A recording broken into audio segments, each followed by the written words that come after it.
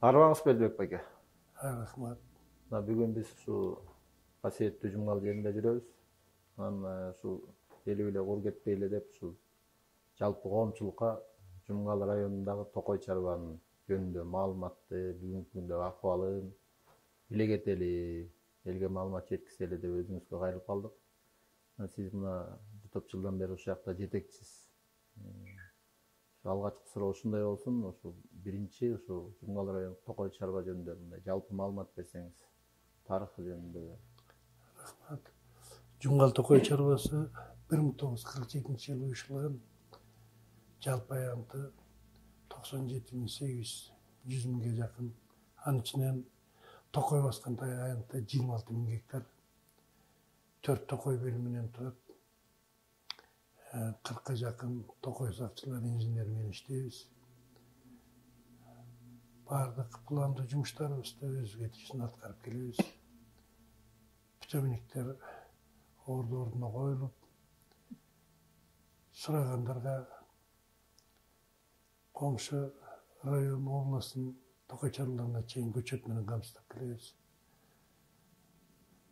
Күнүмдүк өзүбүзгө берилген тапшырмалар аткарылып атат. Негизинен жасап аткан жумуштарыбыз ушул күнүмдүк. Келечекти жумуштарды айта турган болсок, ошол кийинки 5-6 жылдан бери атайын каражаттар жаңы налоговый кодекстин негизинде республиканский бюджетке кетип, көп пландуу жумуштарыбызды аткара албай калганбыз. Кудай жаргап, быйыл май айында 230-токтом менен кайра кайтарып берип атат.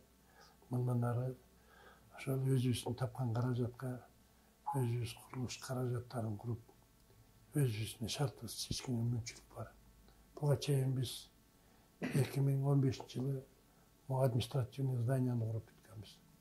Андан кийин столярный цех курдук. Ар бир курулуш токой бөлүмдөрүнө карбондордун капитальный ремонтун өткөрдүк. Кара кечеге кетип бараткан 37 линиядан 04-тө түшүргөн трансформатор койдук 1 200 000. Ушундай жумуштар жасап атканбыз. Бирок кийинки жаңы налоговый кодекс менен аксап калдык эле. Биз азыр абдан кубанып турабыз.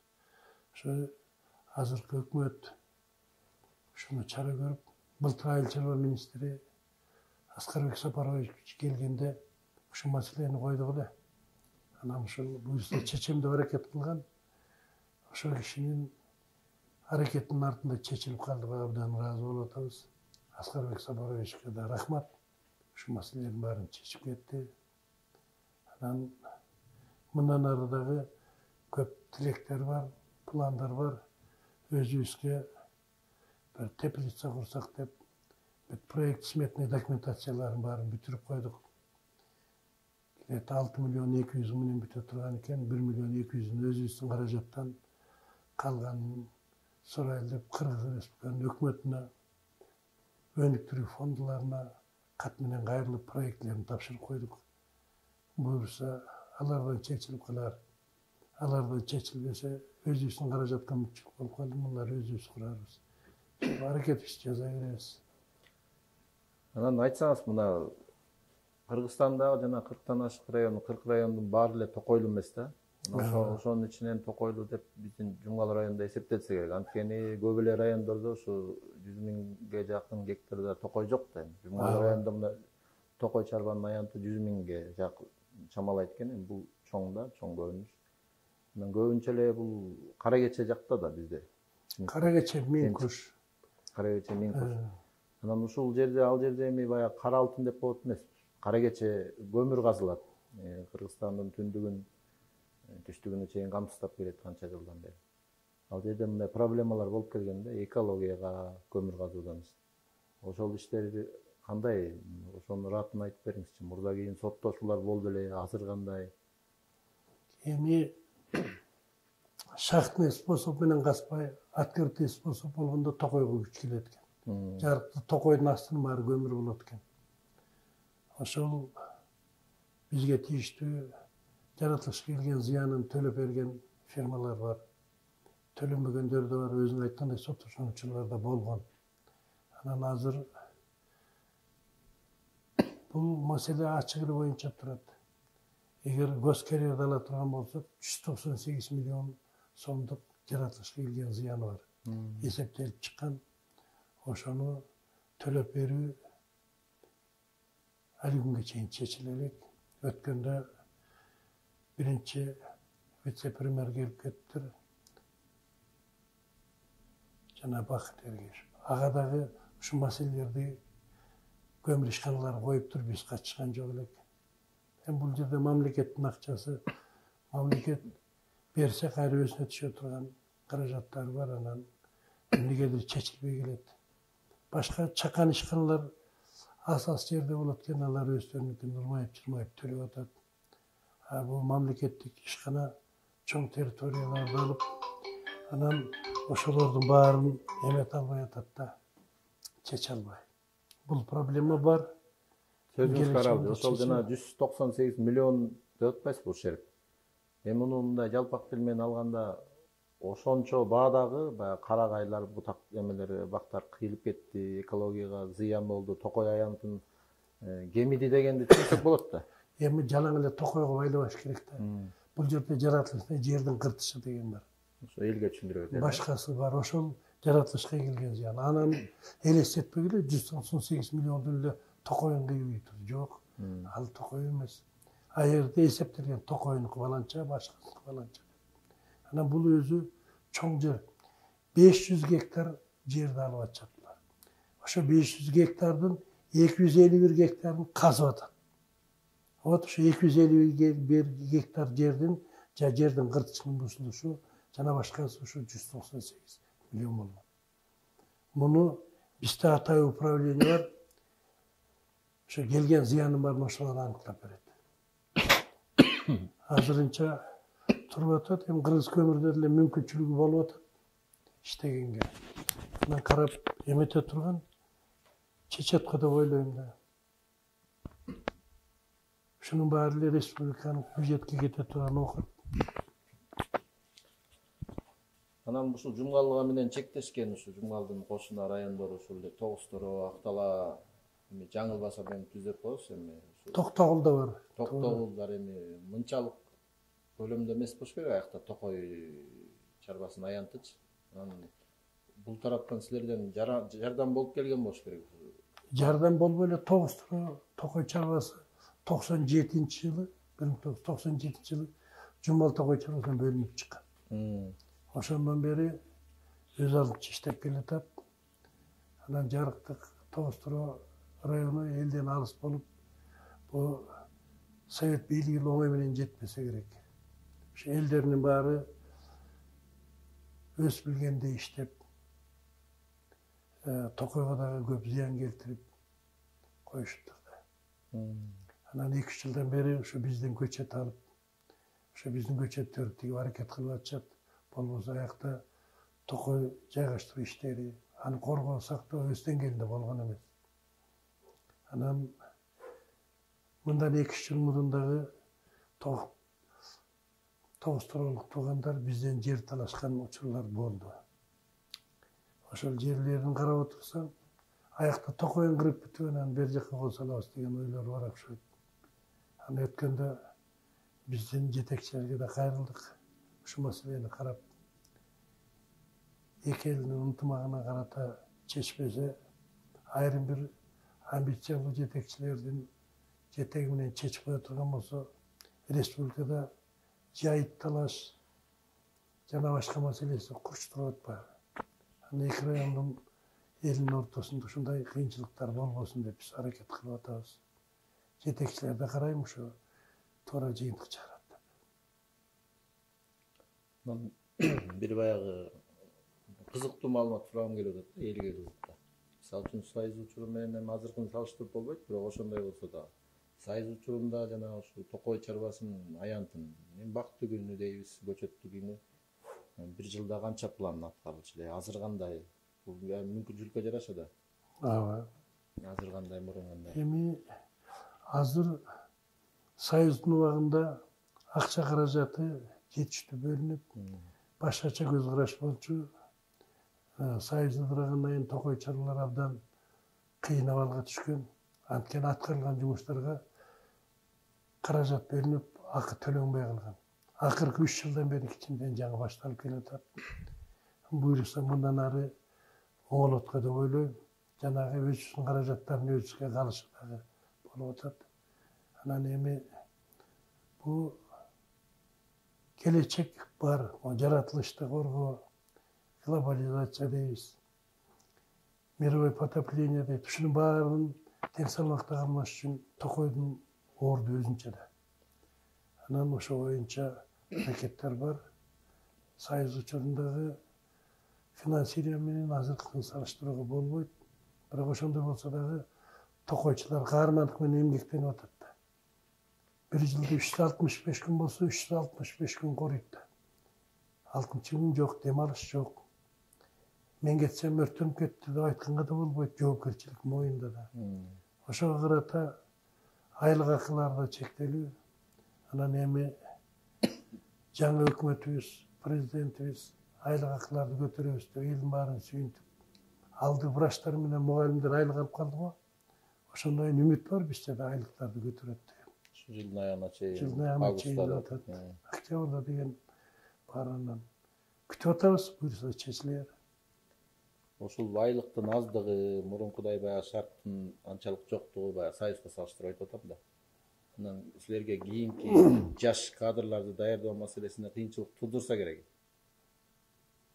Эми биздин шартта биз чын тупиковый болуп калбадыкпы? Союз учурунда Россиядан бүтүп кеткен көзгө басар токойчубуз бар. Алар деле 60-тан өтүп пенсияга жашы келип калды. Андан кийинки балдар ошо биздин Кыргызстандын окуу жайларынан бүтүп аракет кылып атышат.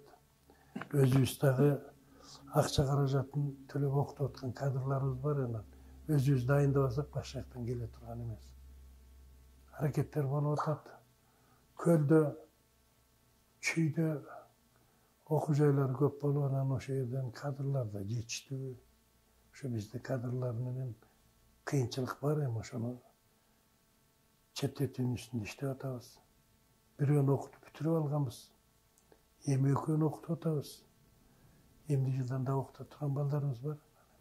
Район боюнча токой чарбасын ачып, эл менен биргелешип иштеп атабыз.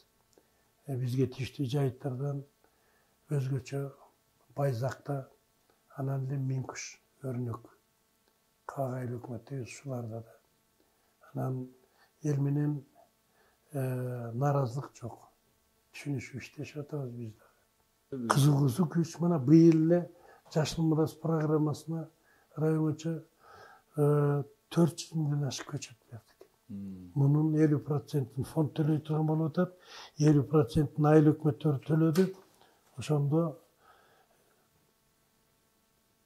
ар бир айылды көчөлөрдү карасак, социалдык объектилердин баарын биз камсыз кылып атабыз жылга.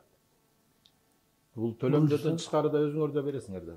Өзүбүз беребиз, 50%-ин элибиз төлөдү, 50%-ин ошол фонддон төлөйт деп күтүп атабыз. Буюрса ошол жактан тиер. Президенттин демилгеси менен 6 миллион көчөт отургузабыз деген. Биз жок деген жокпуз, колубуздан келген көчөт сураганын бүт камсыз кылып бердик. Камсыз кылып бердик. Жекече адамдар алып атат, мекеме ишканалар алып атат, айыл өкмөттөрү негизинен. Ошол быйыл Жумгал районунда Жашыл мурас проектин ишке ашыруу жакшы эле болду деп ойлойм. Ал тургай бир бизнесменибиз 4,5 миң жаңгактын көчөтүн алып келип элге бекер таратып берди. Аман Токтомамбетов. Аман Токтомамбетов. Буга да рахмат. Ошонун баарын алып мекемелер карага тап келип атышат, башкап келип атат. Көп жумуштар бүтүп атат. Менин атым Талантбек Идрисов. Ушу Жумгал токой чарбасында башкы токойчу болуп эмгектенем. Көп жылдан бери, башта 40 жыл болду. Эми бул эң биринчилерден болуп уюшулган Совет дорунда 47-жылда бир уюшулган мекеме. Ошо базовый лескоздордун бири болуп эсептелет. Негизги территориясы бир убактарда 150 миң гектарга чейин экен. Анан кийин бөлүшүп, тогузтара бөлүнүп, нарынга бөлүнүп, тияк бөлүп отуруп, бүгүнкү күндө кийинки лесустройствонун эсеби боюнча 97.800 гектар болуп эсептелип жүрөт. Арча карагай өстүрүүнүн машакатын айтсаңыз. Аны мунумуз чын. Муну эми токойду өстүрүш жана мунун өзүнүн эсеби бул айыл чарбасына салыштырмалуу өтө татаал да. Же үчүн айыл чарбасынын бир жылда результатын алып, эмнекенин доказать этип койсо болот. Мунукун эми өтө татаал ушул ученыйлар айтканда мунучу адамга салыштырганда 20 жылда бул 1 жаш караң чыгат да. 20 жыл пөпөлө өстүрүп отуруп, анан ушул акыбалга жетсе, анан токойго барат да. Бул адамдын салыштырмалуу айтылган, доказать этилген эмеси. Анан эми муну өстүрүш өтө уругунан, асынан баш ылдый тазалап жүрүп отуруп, анан сээп 3 жылда араң кичинекей бир балакатка жеткирип, тоого тиккенге, жанагы көбөйтүүгө араң жарактуу 3, 4, 5 жылга чейин питомник өстүрөбүз да.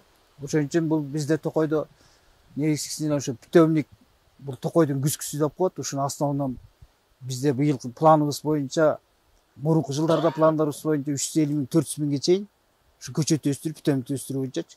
Ошону бүгүнкү күндө ушу 450 миң, 500 миңге чейин өстүрүп атабыз. Бул себүүдөн башталат.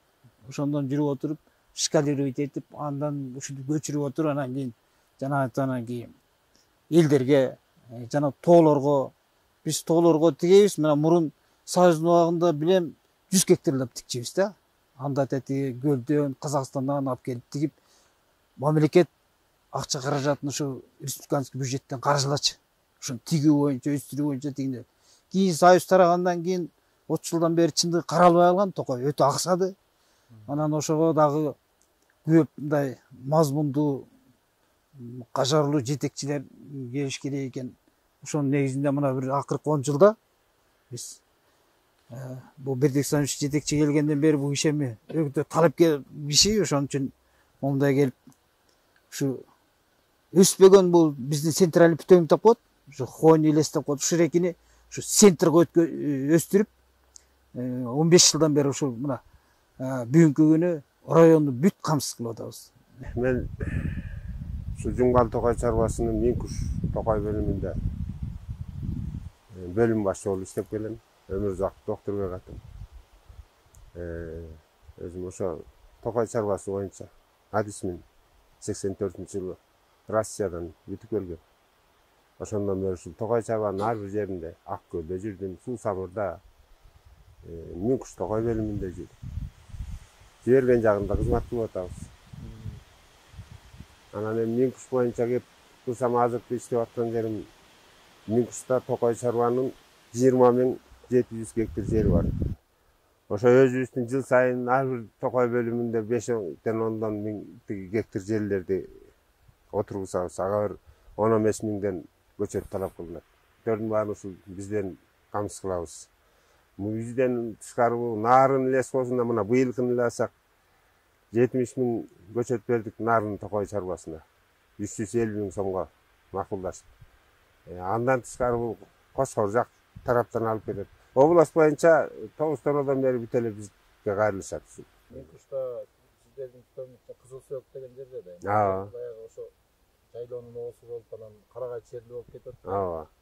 Ушу Жумгал ичинен дагы, сырттан дагы эс алып, жайдын күнү күнжылган учурда эс алып келген кеткендер көп да. Ооба. Эми алардын баягы табиятка болгон мамилеси, токойго баягы зыяндуулук келтирбейби, сиздер тараптан кичине шарт түзүлгөнбү?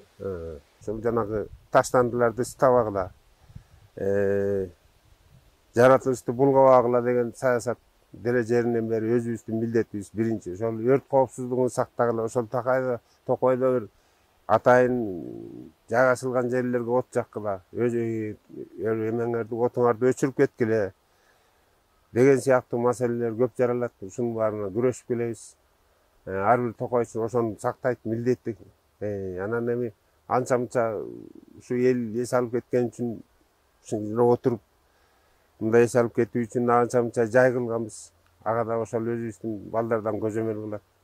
Ошолорду күндүз карап, кечкисин ошолордун баарын жыйнап кетпей, таштанды калган жокпу. Калбаса, калып калган болсо ошолорду чогултуп диретке келтирип турабыз. Бул биздин дайым кармаша турган, иштей турган жумушубуз ошол. Токойдун кызыкчылыгы үчүн кандай жумуш болсо барабыз.